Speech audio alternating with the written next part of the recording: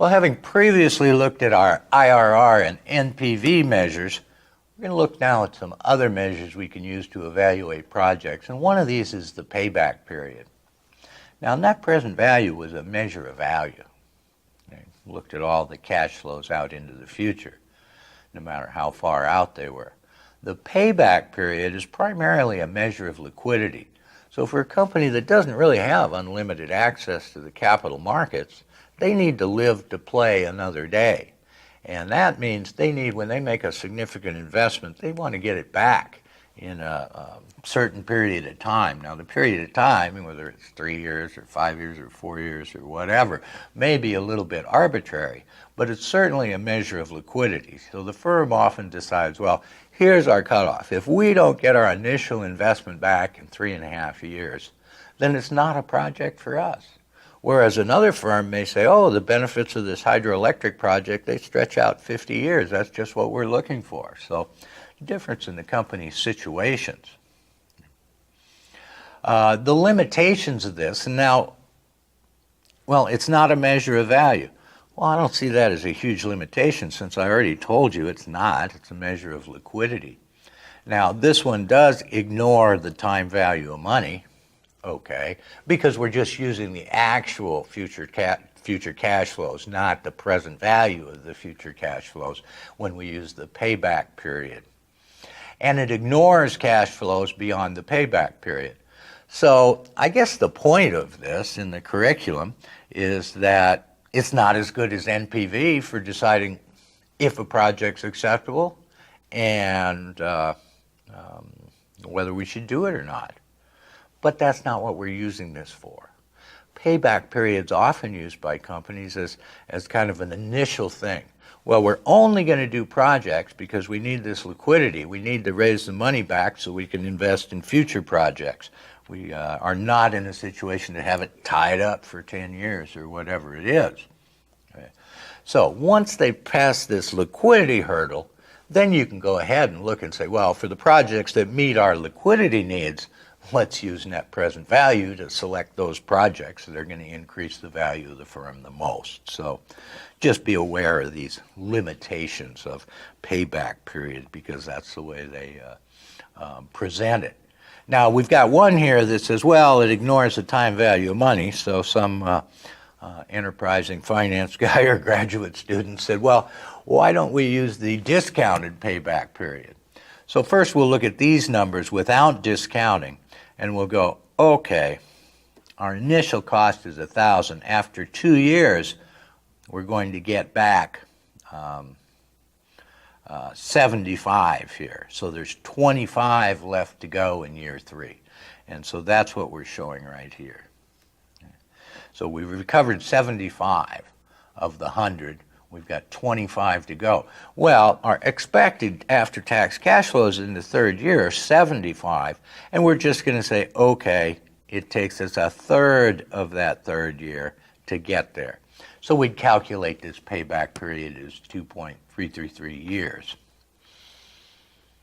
Now, with the discounted payback period, we're going to choose a discount rate. Okay, could be our cost of capital that we use there. And we take the present values of these cash flows from, I guess it's from here to here, and then here's just our cumulative running total. So the present value of that first $25 cash flow, or $25 million, or whatever it is, at the end of year 1 is $22.94. So we subtract that from 100 and say, okay, we got $77.06 left to go. And then we take the present value of that $50 cash flow and reduce it to $34.98, and we have that much to go. So that $34.98, and we divide that now by the present value of this $75 cash flow and say, okay, for discounted payback period, we get 2.6 years. And notice, since we're using present values, this discounted payback period is always going to be longer than the payback period. But really, if we're just using these for our measure of liquidity, then one of these may be just as good as the other. Now, we're still ignoring any cash flows after the payback period. We could go on and say, okay, yeah, in year 7, okay, we're going to generate $10 billion.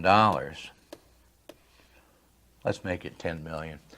$10 million. Well, that's just not in this calculation of the payback period. Anything out beyond that just doesn't enter in. But if we use this as a liquidity measure and then looked at net present value, we'd certainly consider all those future estimated cash flows. Now, the profitability index, okay, this doesn't add anything to what we've done so far. Look how we calculate it. The present value of the future cash flows, and here's our initial outlay. So, if those are just equal, they'd equal 1. And if the present value of the future cash flows is positive, then that net present value is going to be positive, so we add that to 1. So that's really just the ratio of the present value of these. So if that is greater than 1, it means the net present value is positive, and we should accept the project. So it doesn't tell us anything there, but it can be used for project rankings. When we talk about having a number of acceptable projects but capital rationing, this profitability index is kind of profits per outlay, and that's often used to rank projects and say, okay, let's rank them by their profitability indexes. Start with the one with the largest profitability index and do that. Okay, how much money do we still have left for capital investment this year? Can we do the next one and the next one on down? So profitability index is used for ranking projects. So for independent projects, if we're using it as a decision rule, we'd accept all projects where the profitability index is greater than 1, because mathematically that's exactly the same as saying accept all projects where the net present value is greater than 0, or to say accept all projects where this internal rate of return that makes net present value equals 0 is higher than the discount rate. So they're all very related, but have little different applications, right? So our payback periods for liquidity, our profitability index to use for project ranking. Here's an example of this profitability index. We just take the present value. Remember, we had, I think this is the same project and the same discount rate of 9%, so we had an NPV of 2293, and we get our ratio here, 1.2293. So it's really 1 plus this NPV, 2293, over 100. Oh, that's enough, just 100. And so that's what gives us this 1.2293. And in this context, it's not telling us anything additional to the fact that net present value is 2293. Okay. But again, how we might use this is in comparing it to another project's profitability index, if we had to choose between them. Now, the NPV profile, certainly nothing you'll need to draw on a multiple choice exam, but it could be presented, and you need to know how to interpret it. And also, we get some of our key conclusions we can see from this example here. So what we've got is the net present value of 2 different projects at all different costs of capital, starting out at a 0% interest rate. Okay, so we're just using the raw cash flows and then discounting at higher and higher rates. And so for project A, we can see this red line here. Okay, we can see how that decreases. Here our net present value is 600 at a discount rate of 0. So what does that tell us? Well, at a discount rate of 0, we're just adding up all the cash flows with no discounting and seeing that the expected future cash flows are 600 greater than our initial cash outlay in a simple project. And then it goes down, and here, notice that the net present value is 0. So that's our internal rate of return for Project A. We can look at Project B and see that its internal rate of return is here at 12%, and it starts out at a higher net present value at lower interest rates. And you see here's our crossover point right here. At 7% for our two projects here, the net present value is the same. So if our choice was between these two projects and the interest rate was 7%, we wouldn't really have a way to choose between these projects.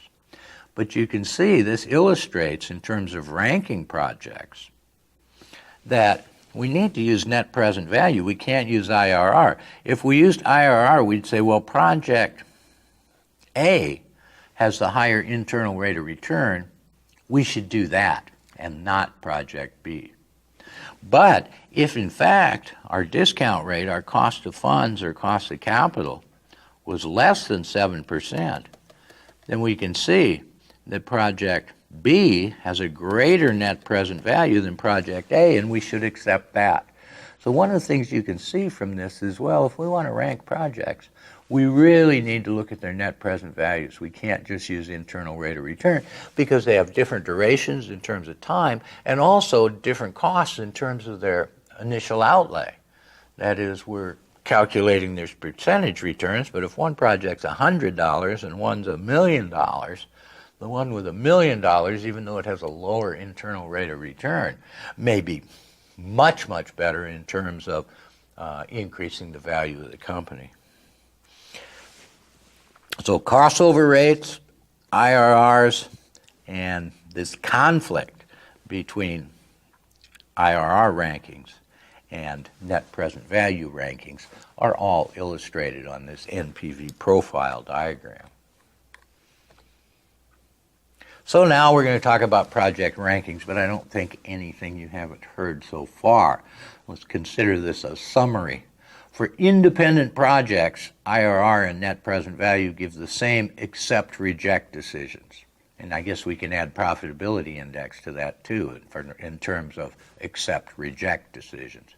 But for mutually exclusive projects, IRR and net present value project rankings may differ. As I said, it's because difference in timing, duration of the projects, and the initial outlays, different sizes of projects. And in general, the curriculum tells us that this is because, the reason we get different rankings is because this is based on different reinvestment rate assumptions. And we say that the internal rate of return, if we were to use that to rank the projects, that would be okay, assuming that the cash flows, all the cash flows are reinvested at that IRR until the end of the project. Whereas net present value assumes the cash flows are reinvested at the cost of capital. Now that's certainly more conservative because at any point in time I can take my cash flows from the project and I can go out and I can buy back our stock and redeem some of our bonds. So we can certainly avoid our own cost of capital by using those funds to reduce our capital structure, okay, to buy back some of our securities. Well, just because you found a project that has a very high internal rate of return, there's certainly no guarantee that we can reinvest and find another project every time we have cash flows to invest with that same internal rate of return. So that's why we say that is the less conservative measure, IRR. But since we're not going to use IRR for ranking projects, it doesn't matter a lot anyway. There's a couple other problems with IRR besides these ranking things. I've talked about a simple project, right?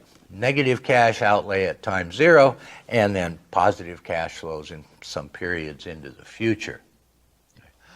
If we had a more complex project where one of those future cash flows was negative, we had to make some reinvestment, retooling in year 3, or go out and thin the trees we had planted, or just some costs, so that we've got more than one sign change in those cash flows, then mathematically that means there can be two solutions to IRR, that discount rate that makes the net present value zero.